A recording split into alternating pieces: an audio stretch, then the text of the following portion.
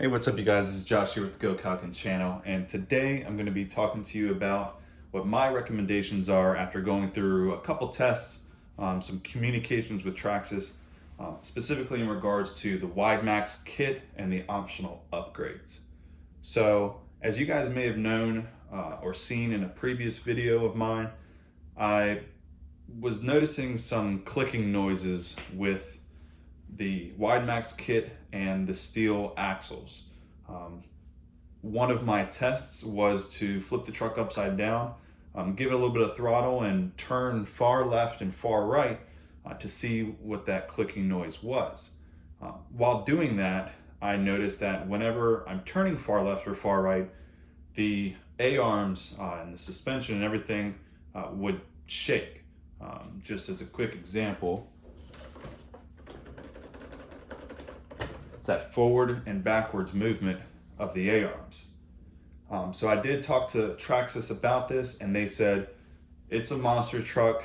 Basically, we kept it loose like that because that looseness actually adds to the durability. It provides some movement whenever I go and crash the car or whatever. So that made sense. I was okay with that. But just to confirm that it wasn't the WideMaxx kit, I did put the regular A-arms back on it and did the same test, and I'll say that the regular completely stock Max did the same thing, so that made me feel a little bit better.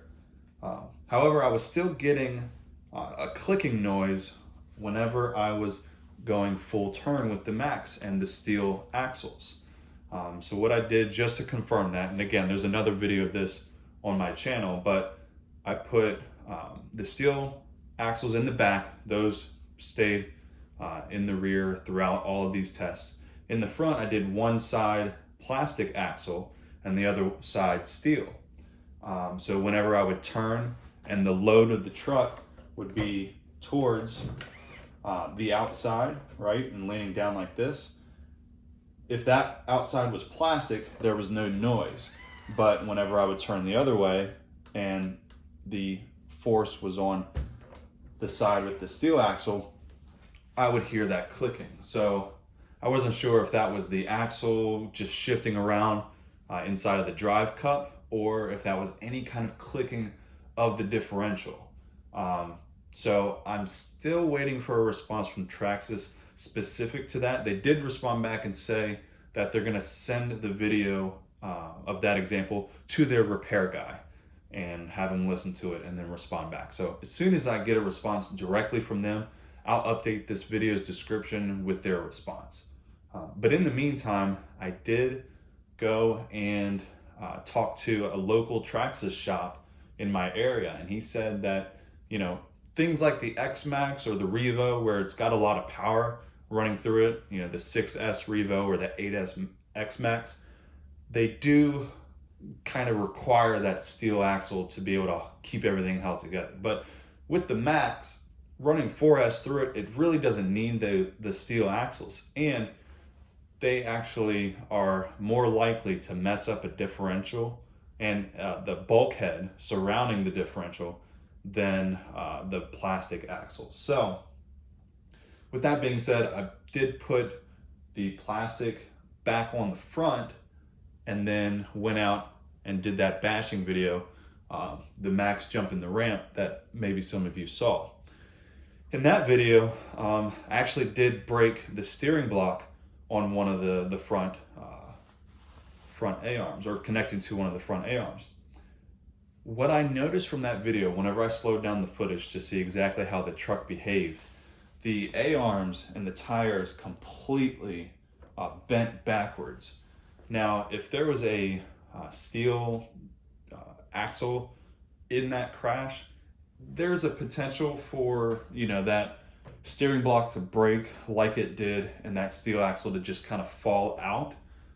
But there's also, you know, the potential where that bend before the break actually happens applies so much force on the differential within that housing that you do run the risk of cracking the bulkhead. And then there's a lot more work than just like potentially replacing a plastic axle, or in my case, just the steering block. So with all of that keeping all of that in mind, my recommendation for the WideMaxx kit is definitely get it. If you're frustrated with the Max tipping over too easily, around turns and such, definitely get it. But again, this is my recommendation. You can do whatever you want, but what I would do is not purchase the steel CVD axles and all of the necessary requirements for that, the wheel hub and the wheel nuts. That's about $160 pretty much that I wasted, where I could have just bought the WideMaxx kit and been done with it. That's what I've ended up with, is just the WideMaxx kit with all the plastic parts. I think at the end of the day, it's definitely better, because replacing a plastic axle or anything related to that, it's definitely going to be a lot cheaper than replacing a bent CVD, steel CVD. So that's my recommendation. The other thing that I did go ahead and get, and after getting it, I definitely recommend you guys getting it, is the Bluetooth Traxxas Link. The main thing I wanted to get that for was to dial in the max steering. What I noticed whenever I'm far left or far right, I can still hear the servo working to try to turn the wheels more. That's set at 100% left, 100% right, out of the box, completely stock. But with those settings, I think I'm at about 92% left and 91% right. And the way that I did that was just flip the truck over with it on and running, steered the truck all the way left, and using the app on my phone, I would listen for the servo, and if it was struggling, and just keep hitting down, 98, 97, 96%, etc., until I could stop hearing the servo continuing to try to steer the tires. That doesn't change how far the tires can actually move with with that setting.